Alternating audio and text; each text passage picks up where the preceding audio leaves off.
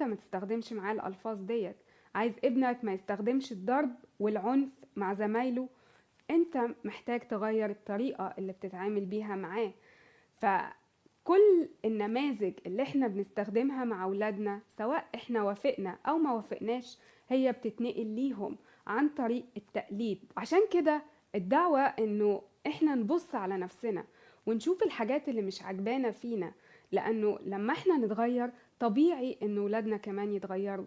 لكن الفشل والاحباط بيجي ان انا بطالب ولادي باشياء او بامور او سلوك انا نفسي مش بعمله. في نهاية الحلقة احب اكد انه الحب والقواعد والقدوة هما اللي بيشكلوا عملية التربية مع اطفالنا. فحصنا لنفسنا وللأمور اللي احنا محتاجين نتغير فيها، هو ده اللي بيفرق في سلوك أطفالنا.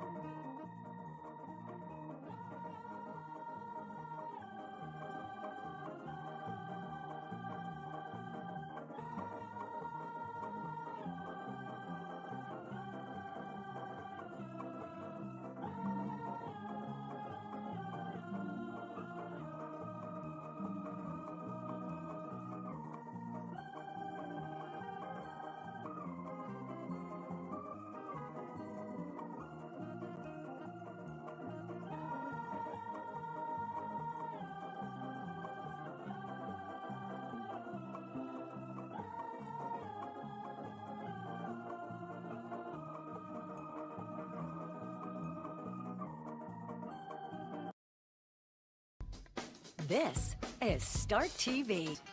Impressive. مرحبا، أنا جاي من فلسطين. Great TV starts here.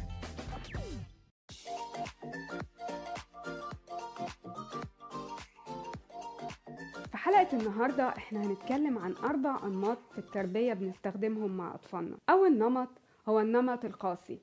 ده النمط اللي فيه عنف واللي فيه ضرب وإهانة، وده بيكون نتيجة يمكن لأننا اتربينا بالطريقة دي، فاحنا بنعيدها مع أولادنا بدون حتى ما ناخد بالنا. لكن الحقيقي انه النمط ده بيسبب إهانة لشخصية الطفل وبيخليه مش واثق من نفسه، وبيؤدي إلى عنف، سواء العنف ده متوجه ناحية نفسه أو ناحية المجتمع أو الأصحاب، لأنه هو بيعيد نفس النمط خارج إطار البيت. تاني نمط في التربية هو النمط المتساهل، اللي فيه الأب والأم بيتساهلوا مع سلوك الطفل الخاطئ، يمكن نتيجة انشغالهم أو إنهم حاسين إن هو طفل لما يكبر هيبقى يتعلم لوحده، وكأنه الطفل هيتعلم مع الأيام. والحقيقة دي تجربة خاطئة ونمط بيؤدي لاضطرابات برضو في شخصية الطفل، لأنه بيخليه حاسس إن كل الكون ملك إيده وإنه مفيش حاجة ممنوعة. النمط الثالث هو النمط المهمل، النمط اللي فيه إهمال.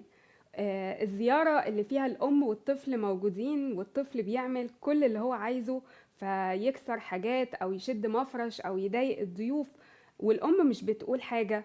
لكن الحقيقي هو في حرج، الأم بتبقى مكسوفة من السلوك اللي بيعمله الطفل، لكن هي مش قادرة تقوله لأ أو تعمل حاجة معاه. الحقيقي إنه النمط ده بيؤدي اضطرابات في شخصية الطفل برضه، ده نتيجة إن هو مش عارف إيه حدوده، إيه اللي مسموح وإيه اللي مش مسموح، وده درس مهم بيتعلموا الأطفال من وهم صغيرين. النمط الرابع هو النمط المتوازن، النمط اللي فيه توازن ما بين الحب والحسم، القواعد، وفي نفس الوقت في التفاهم والأخذ والعطاء. النوع ده اللي بيبعد إنه نستخدم فيه القوة والعنف في تطبيق القواعد، لأنه لو إحنا طبقنا العنف وطبقنا الضرب إحنا بنرجع للنمط الأولاني اللي فيه أسوأ. لكن في النمط دوت، وده اللي عايزين نوصل له كلنا، اللي بيعمل الشخصية السوية في حياة أطفالنا هو التوازن ما بين الحب والقواعد والحسم. في نهاية الحلقة أحب أكد إنه التوازن هو اللي بيعمل الشخصية السوية في حياتنا وفي حياة أطفالنا. التوازن ما بين إيه اللي مقبول وإيه اللي مش مقبول، وما بين الحب وما بين الحسم، وما بين القواعد وما بين اللي أنا كمان عايز أعمله. فده هو اللي بيخلي الطفل في المستقبل مش بيعاني من الاضطرابات النفسية نتيجة الخلل في التربية.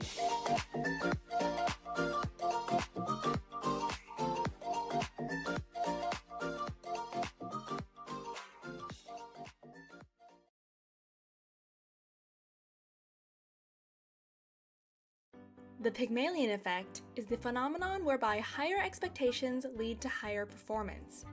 It can be best understood by a circle where our beliefs about another person's abilities influence our actions toward the other person. This action has an impact on the other's beliefs about themselves. The beliefs about themselves cause the other's actions toward us, which again reinforce our beliefs about that person. And so on and on and on. Let's look at an example and start with your beliefs. Imagine you are the coach of a basketball team, and you observe your team on the first day. Chris and Joe are new members of your team. Chris reminds you of a famous player. Joe reminds you of an annoying boy from your high school years. Unconsciously, you decide what to expect of each one of them. Your beliefs influence your actions. When Chris enters the court, you are happy to see him. When he plays, you push him to do better, practice harder, stay an extra hour. If he makes a mistake, you explain to him how to improve. When Joe comes in, you hardly notice him. You're glad to see him score, but you don't give him much feedback and don't invest extra time in his training. When Joe does a mistake, you are a little annoyed. Your actions impact their beliefs about themselves. Chris feels you appreciate him, and he appreciates you in return. He believes in his own success. Joe feels you have little patience and appreciation for him. He does not believe in his own success. Their beliefs about themselves causes their actions toward you. Chris finds more and more joy in playing, and he never misses a training session. During the games, he gives 100% all the time. Joe finds less joy in playing than before and doesn't give his full effort in the games. He starts to miss the training sessions sometimes, which reinforces your beliefs about them. You see how Chris enjoys playing, how he trains hard and shows a fast increase in his performance. Joe seems not to be very motivated. His skills don't increase as much, and he starts to show up less. You knew it right away. Thank God your instincts were right. The Pygmalion effect is also known as the Rosenthal experiment, named after a research of Robert Rosenthal at Harvard. In a first study, he challenged test subjects to coach rats through a maze. Half the group were told their rats were extremely intelligent and specifically trained. The other half were told that their rats were dumb. In fact, the rats were all the same. During the experiment, however, the smart rats performed well better than the dumb ones. This showed how the expectations of the coaches influenced even the performance of rats. Rosenthal then did the Pygmalion in School study together with Lenore Jacobson. At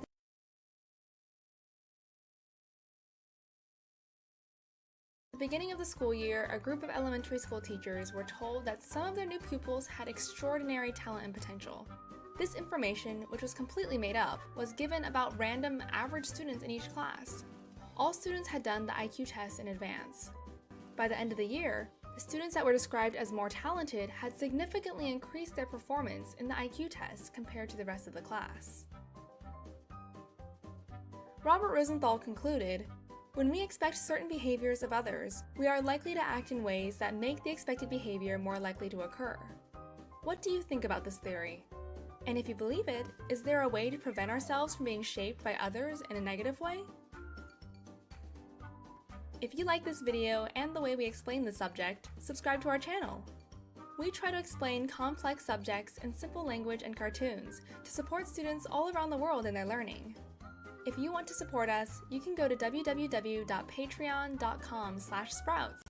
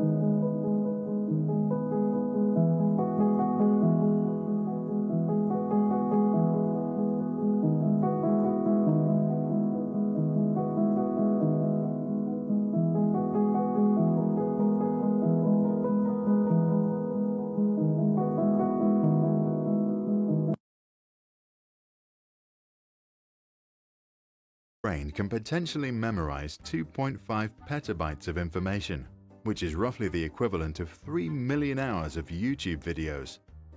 In order to use some of that staggering capacity a little more effectively when you learn, here are some tips that are based on widely accepted research by neuroscientists and learning experts. Spaced repetition. To maximize your learning, study short but often. Neuroscientists proved that synapses, the million billion connectors in your brain that make you remember and understand stuff, grow mainly at night when you were asleep. This means that it is more productive to study regularly with sleeping breaks in between. Try it. Practice something for 15 minutes every day and you'll be surprised by your progress within just weeks. Find your own style. While listening to the history teacher, Tom scribbles images and Jane finishes 1 kilo of nuts. Some enjoy watching videos over reading books, others study with friends, and some like sitting in silence among a million books. Everybody is different. Good night's sleep. Sleep and dreams are vital to processing and storing new information. A Harvard study showed that students who had a good night's sleep remembered their study materials 35% better than those who studied in the morning to take a test in the evening.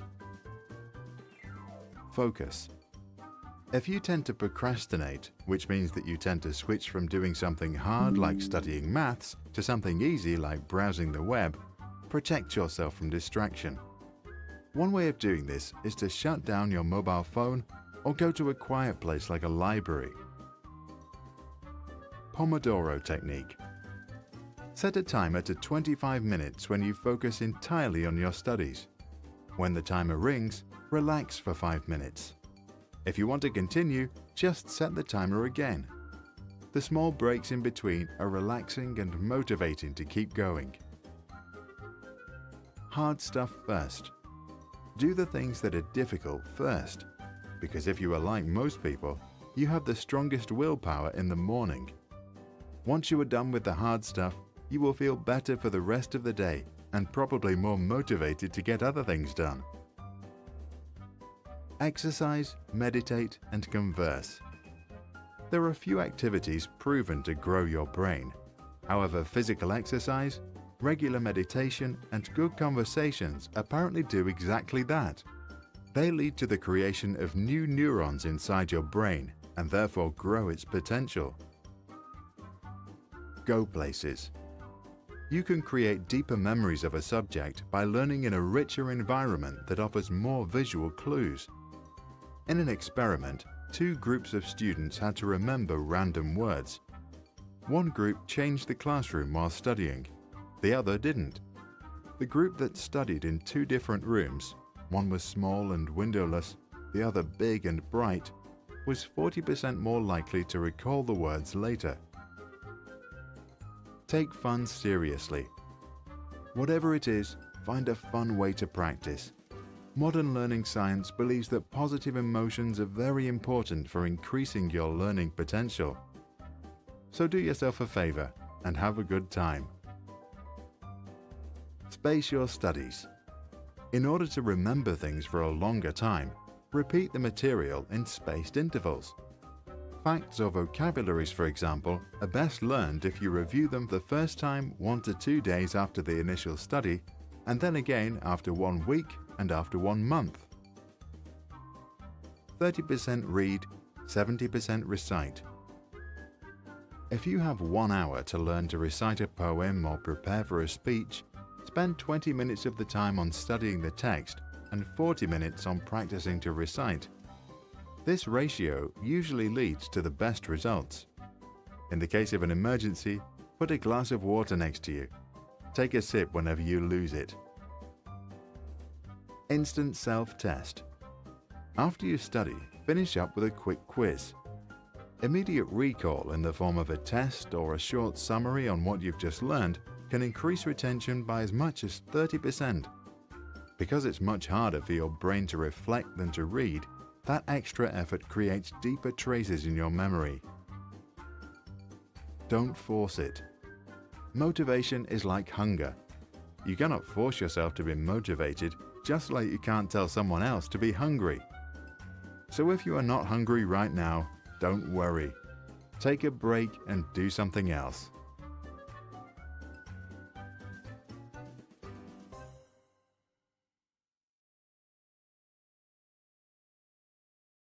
And Professor Carol Dweck uses the term mindset to describe the way people think about ability and talent.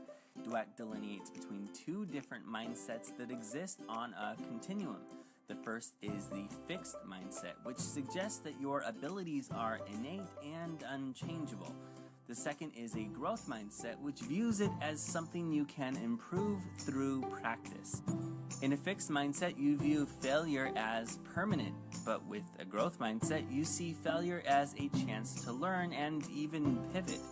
Those with a fixed mindset are more likely to view critical feedback as a personal attack, while those with a growth mindset will see it as a chance to improve, where they can develop new systems. With a fixed mindset, you're more likely to choose easier tasks and put in minimal effort. After all, if talent is fixed, why bother improving? Why even try? But with a growth mindset, you're more likely to embrace challenging tasks and work hard to improve. Those with a fixed mindset are likely to give up when they face an obstacle. Meanwhile, those with a growth mindset will view obstacles as a chance to experiment and solve problems. In a fixed mindset, the focus is on measurable accomplishments. But with a growth mindset, the focus is more on a journey of continual improvement. With a fixed mindset, you're less likely to take creative risks. But with a growth mindset, creative risks are simply a way to innovate and improve. Ultimately, your mindset influences everything from creative risk-taking to how you view feedback to whether or not you finish difficult tasks. And in the end, it's one of the greatest factors in determining whether or not you grow and improve in your abilities.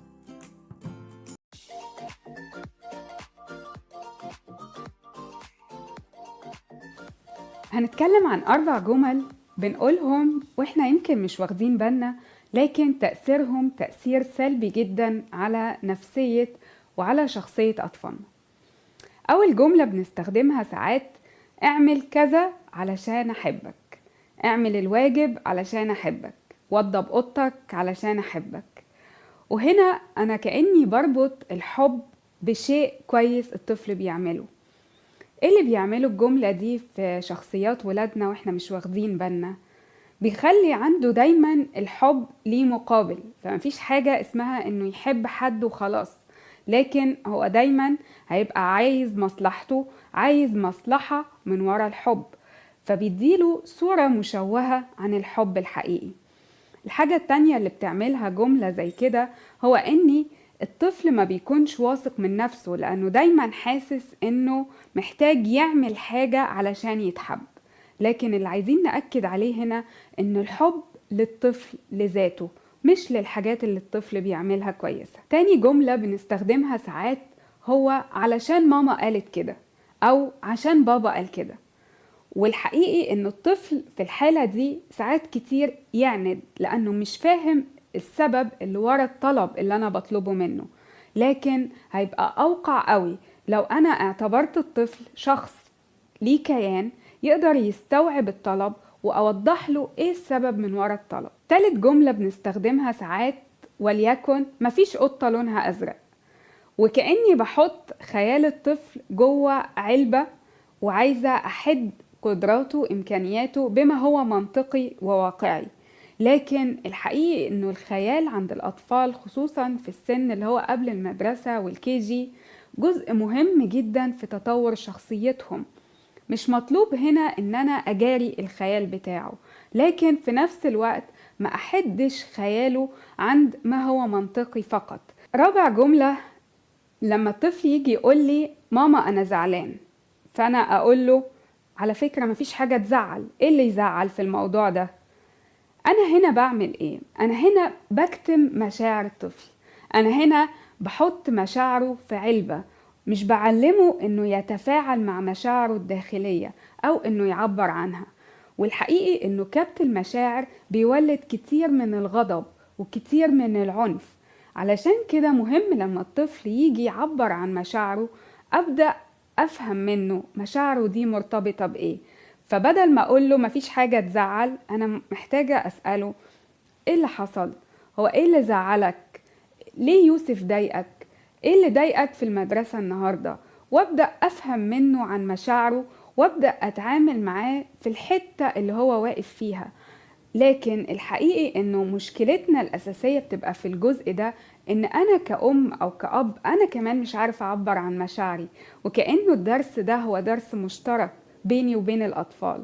إحنا محتاجين نعبر عن زعلنا وغضبنا وفرحنا وكل المشاعر اللي عندنا، وفي نفس الوقت ندي للطفل مساحة من الأمان إن هو كمان يعبر عن مشاعره بدون ما نقول إنه المشاعر دي صح أو غلط، لأنه المشاعر هو ما يشعر بيه الطفل فعلا جواه، وأنا محتاجة أقدرها زي ما هي بالظبط. في نهاية الحلقة أحب أقول إنه الأربع جمل اللي اتكلمنا عنهم النهاردة ممكن يكون في حاجات زيهم كتير وبنقولها وإحنا مش واخدين بالنا، لكن الدعوة النهاردة إنه نفكر في الكلام اللي بنقوله للطفل، لأنه اللي بنقوله أو بنزرعه في حياتهم بيتحفر وبيكون جزء من شخصيتهم في المستقبل. لو عندك أسئلة بخصوص حلقة النهاردة أو أي موضوعات تاني تخص التربية تقدر تكتبها في تعليق على الفيديو وهنحاول نجاوبها في الحلقات الجاية.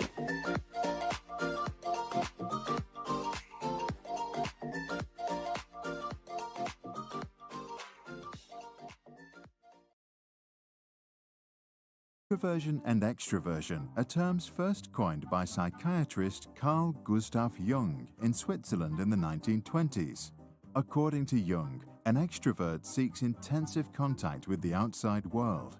An introvert instead turns the psychic energy inwards. Jung believed that no one is 100% extrovert or 100% introvert. Instead, we carry both traits. However, most minds tend to lean either to one side or the other. If both characteristics are equally present, we can speak of someone who has an ambivert personality. In the 1960s, the psychologist Hans Eysenck added to Carl Jung's ideas. He argued that the main difference between introverts and extroverts lies in the way they gain and